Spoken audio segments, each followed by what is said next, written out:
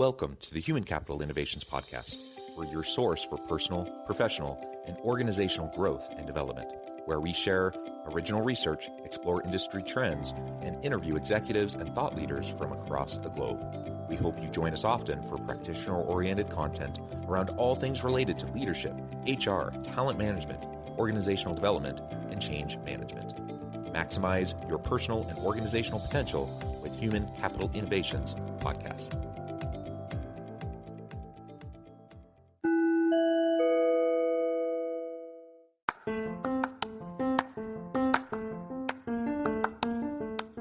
If you enjoy the Human Capital Innovations Podcast, enjoy ad-free listening by going to the Patreon page, and please consider contributing even at the producer or sponsorship level.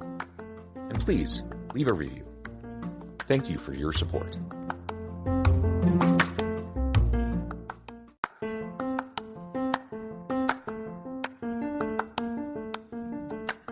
Welcome to the Human Capital Innovations Podcast. In this HCI Podcast episode, I talk with David Yovanno about thriving in the partnership economy.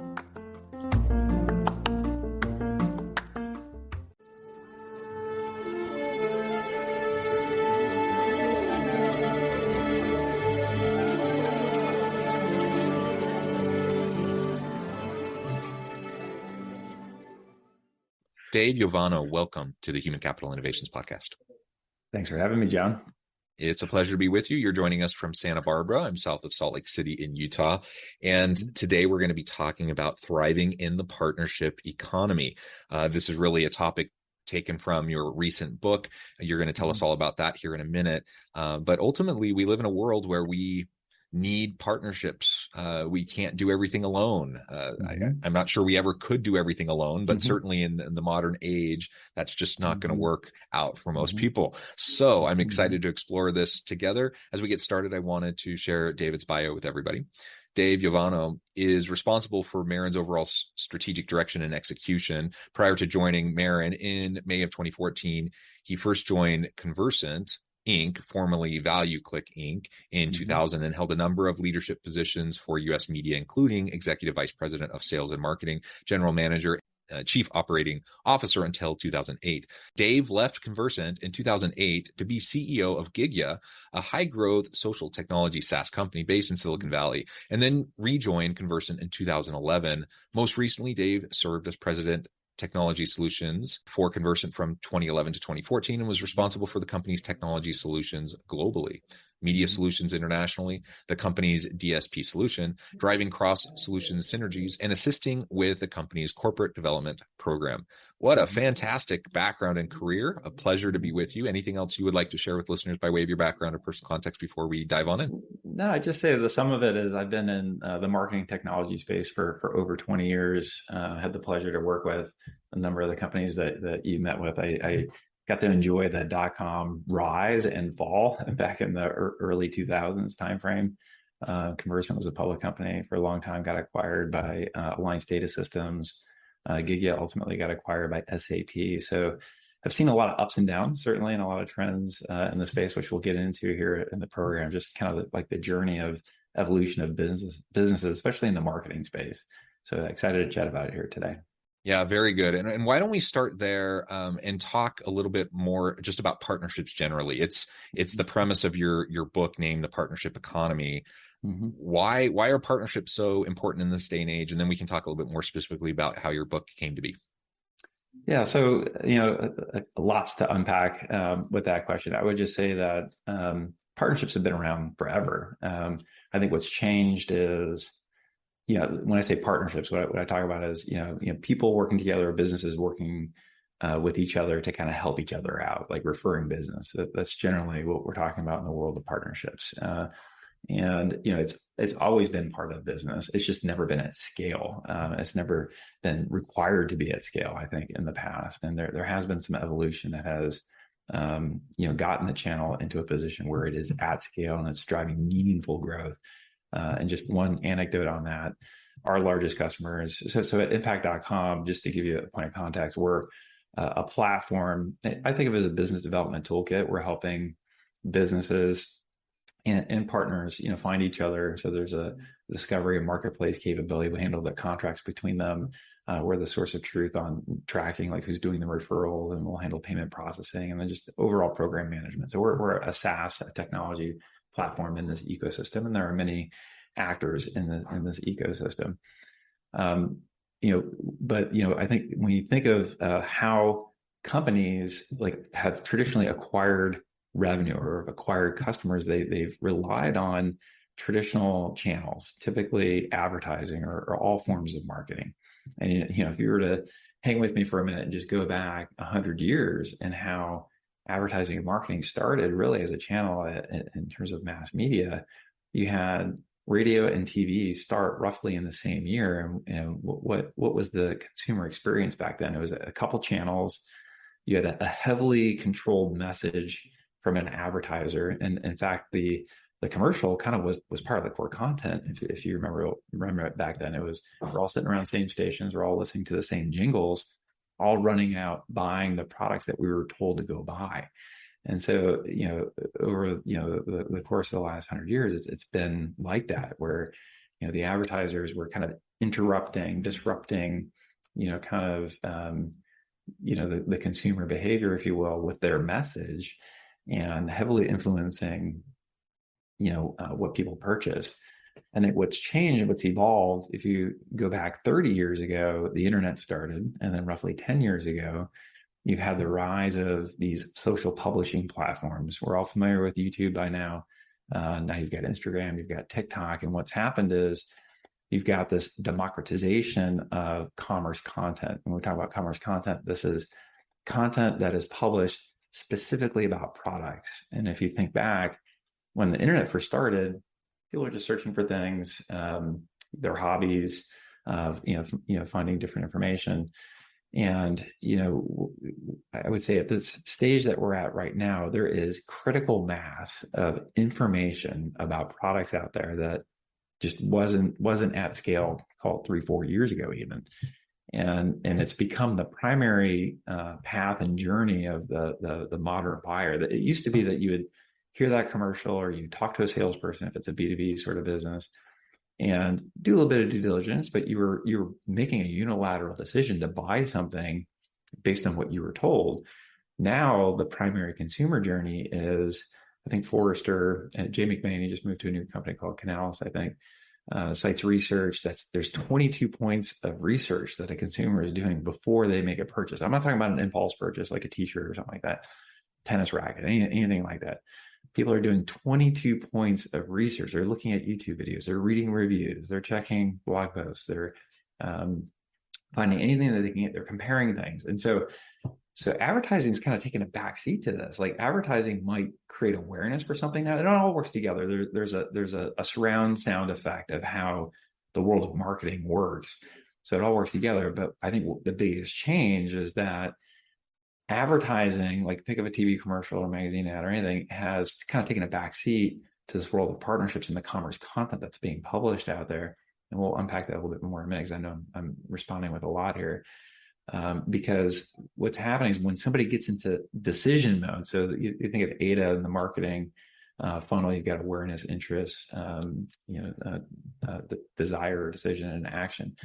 The decision-making step in that model is being done with the research that consumers are doing, right? And what we're advocating in this partnership economy, but what the book is about, is trying to inspire brands to rely less on trying to interrupt and disrupt and have this direct message where you're controlling everything and thinking people are going to buy just based on what you're telling them, and invest more time and effort in being part of the information that's being published about products, right? Form a partnership with that influencer, with that creator, with that business, with that major publisher, Better Homes and Garden, what have you. There's teams of editors now that will engage with businesses, understand your products, write about them, and then they're essentially guiding or referring their audience or their customers, to do business with people like you, and be part of that information. That's the opportunity here in business.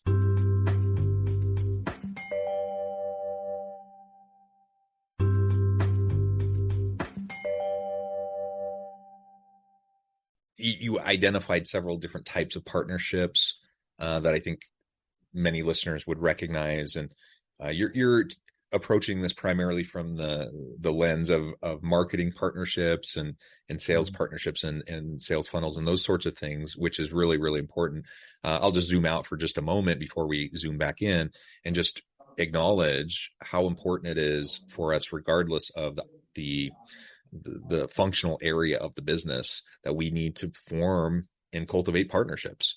If we want to get stuff done, with people, then we need partnerships, and partnerships are built upon trust over time. And you can't sidestep that. You can't take a shortcut to that. You just have to build trust over time and develop relationships where people know that they can count on you. Let's talk about that. Let's talk about that because it's such an important point. That is really at the center of this partnership economy and what the book is about.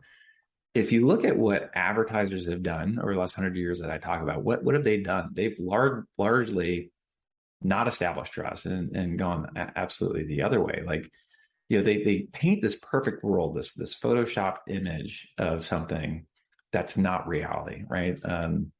One small example, I remember being a young kid standing in line at McDonald's with my grandfather, and you see on the menu this beautiful Big Mac, right? It's like perfect photo, whatnot. And then, you get the sandwich. It looks like it's been run over by a car. It's just not true. And I think as a society, we've almost like trained ourselves to not believe what we see in an ad, right? This perfect model, this perfect thing, and then you order this product based on the ad, and it's not what was advertised. And I think just generally as a society, we've accepted that.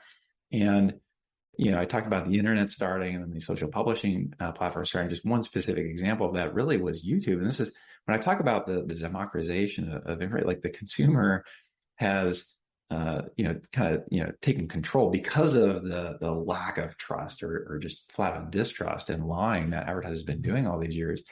So YouTube starts, and what happened? Like, people, for whatever reason, were compelled to open up products and talk about them just because they're passionate about them. It wasn't because they were getting paid to do it. Like they felt like somebody needs to stand up and give the straight scoop, shoot straight in terms of, does this thing work or not? Is it good or not? Let me give you my opinion on it. And it's because they love it and they just want to help other people. That's kind of how it started. And then as things started to scale, they actually started to monetize the content that they were creating. And this is where platforms like impact.com come in, as they grabbed affiliate links and they understood that, hey, I'm actually providing value to consumers. Like, they're making purchase decisions based on information that I'm providing. Why not earn a commission on some of those sales? And when we talk about truth, like what made that rise so quickly is because most creators put the customer at the center of the show. They're the star of the show, as I call it. Meaning, it wasn't about being that cheesy salesperson. They were the ones that were kind of writing the rules and think about like the checks and balances that are built into that sort of platform, right? You've got comments, you've got the subscribe button, right? The last thing that creator wants to do is lose a subscriber or have negative comments, be called out. So it's almost like this beautiful design that, for the first time, this is one of the things that I'm really excited about. It's like the customer is the focus, and like what's best for the customer. And think about, like, if a creator is going to call somebody out for having a poor quality product, it just raises the bar for all businesses to create better products. And who wins at the end of the day? Like, the consumer gets the straight scoop on what's real and what's not. And, there's an incentive here for businesses to provide a better service or create a better product. And I love it. And then, so what happened was creators proved that you can actually, produce this content and get paid for it and remain authentic, remain truthful to the audience, and be compensated for it. Right. It used to be Consumer Reports, right? We all, know those, expensive magazines from years and years ago. It wasn't at scale, wasn't at critical mass. That's kind of what's happened with these creators. Like they're doing Consumer Report type content, but at scale. Everybody's doing it. So the major editors recognized what was happening here. Think of like Better Homes and Garden, and Condé Nast has a number of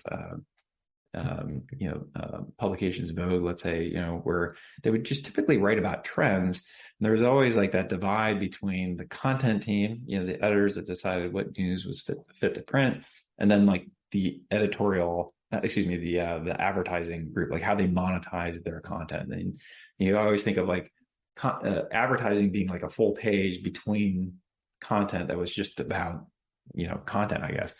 It wasn't about products.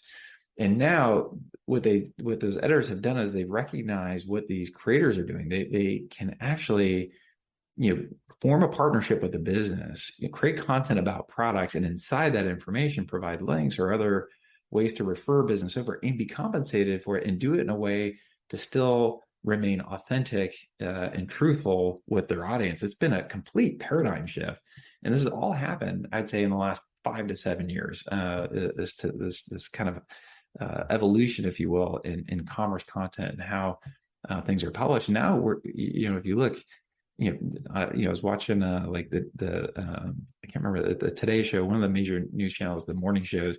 You got these news anchors now in the morning reviewing products, and there's like this QR code in the bottom of the screen, because of their personal experience with the product, and they're referring business over. So I don't think most people recognize this shift that's happened essentially with the information that's being sourced about products. Yeah, super interesting. And I really like the focus on the authenticity that you're describing. Again, regardless of what type of partnership we're talking about, to zoom out for just a minute, sustainable partnerships are built upon trust. And trust is built upon repeated vulnerable interactions with people, right? And so whether I'm talking about a partnership in terms of like a relationship, like a romantic partner, or I'm talking about like a workplace, a team who are partners to do something, or I'm talking about internal functional areas of a business partnering with each other to get things done and to accomplish what the organization needs, or if we're talking about partnerships to get stuff out to consumers. Regardless of the type of partnership we're talking about, we need that trust to be built, and that is only built as people are vulnerable and as they're authentic. And so when I think about social media marketing and influencers, for example, now I'm not an expert in this space at all, but I certainly have talked to enough people, and I know what I like. So at least anecdotally, I can look at that, and like the highly polished types of content that I see on social media, I don't trust it because it's manufactured. But when someone just genuinely, authentically is sharing their opinion in a less polished, a less produced kind of a way, it just resonates more, and it has a bigger impact. Today's consumer has a very high BS filter, right? Yeah. And I think it's just with all the sharing and content, these platforms are enabling collaboration, and it's, society is just, has just raised the bar for the truth on things. And, like I said, I think that is the challenge and the opportunity in the partnership economy, is for businesses to kind of recognize that, form partnerships with, people who have this trusted relationship with an audience or with a customer, and draw an alliance with them, like be a partner with them, right? And it's not all just about, the reviews and the content that's being published.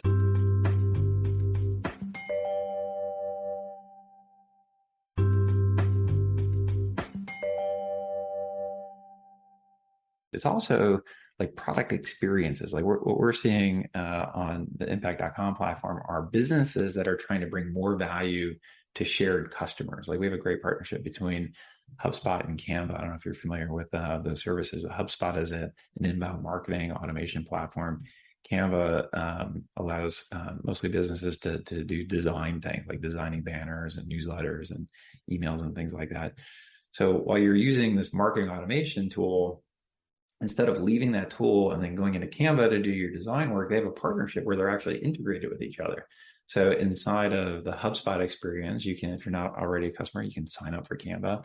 But more importantly, your workflow is embedded into that software piece. Maybe a consumer example, Airbnb has great partnerships with travel partners like Delta or Qantas. Like if you go to Qantas.com and you're booking a flight to Australia, top of full, there's an option to also book a stay at an Airbnb, as part of the same experience. So instead of having to leave Qantas and go over to Airbnb and do that, you're kind of doing that in a very integrated fashion. So just bringing just a better experience for, companies that are just like no-brainer partnerships. Another good one is Ticketmaster and Spotify, Ticketmaster and Pandora. Like if you're listening to an artist on any of these music apps, you can tap through some content, see where they're in concert, if they're in concert near you, and seamlessly purchase a ticket. Like, doesn't that just make sense that you're going to enhance the experience of that Spotify listener to, show when that artist is in concert? So it's not just about the commerce content piece. I'm just kind of broadening, the use cases here so that your audience can kind of understand that this is the primary way. Like, I think people are making buying decisions, but they're also staying with certain products and services based on, the improved experience. And again, back to my earlier point, who wins at the end of the day in this new economy? It's the consumer, which is, I think, exciting for all of us. Yeah, that's fantastic. And so as we wrap up today, give us some of your top tips, those things that we can start doing right now. Obviously there's listeners from all different walks of life and different types of organizations and businesses. We have entrepreneurs, we have corporate people, we have all sorts of people who listen. What can we do though, generally, as we want to just get this process started for brands that want to start partnership programs? I'd say the simplest and easiest thing is talk to your customers. Like if you're a business, I mean, this opportunity is really for businesses that are trying to grow their revenue. We're all challenged with revenue acquisition, customer acquisition.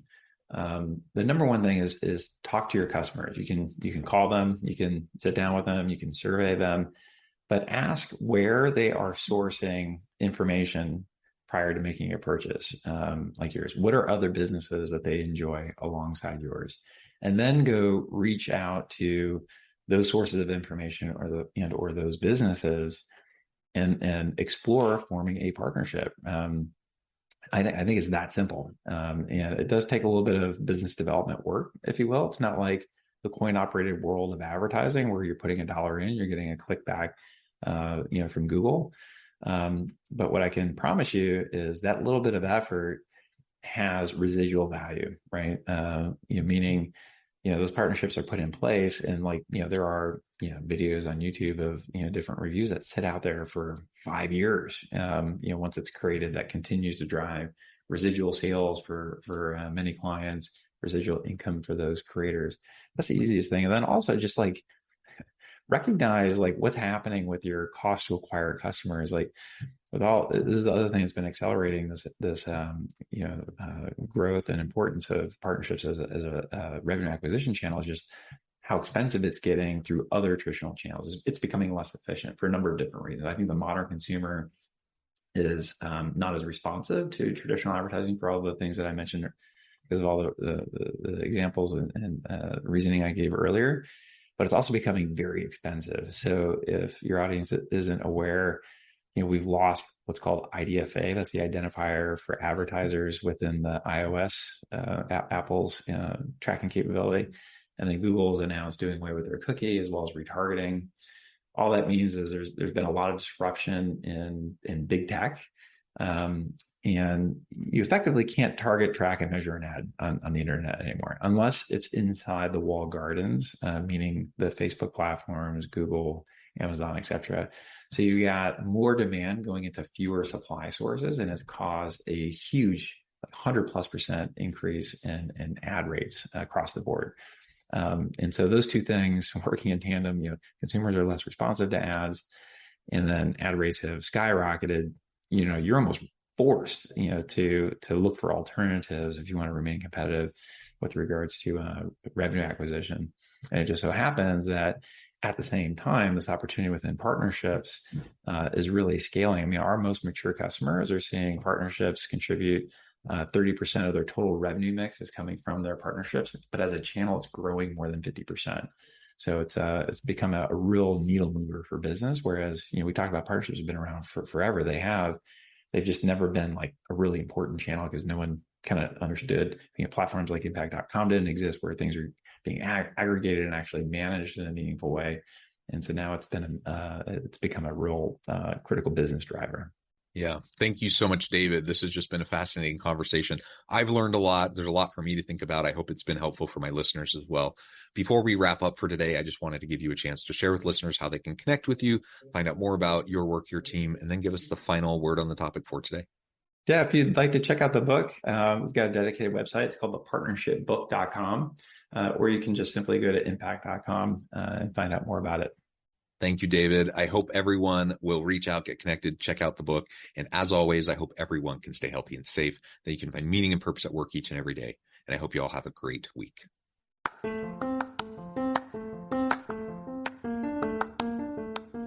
you enjoy the Human Capital Innovations podcast? Enjoy ad-free listening by going to the Patreon page. And please consider contributing even at the producer or sponsorship level. And please leave a review. Thank you for your support.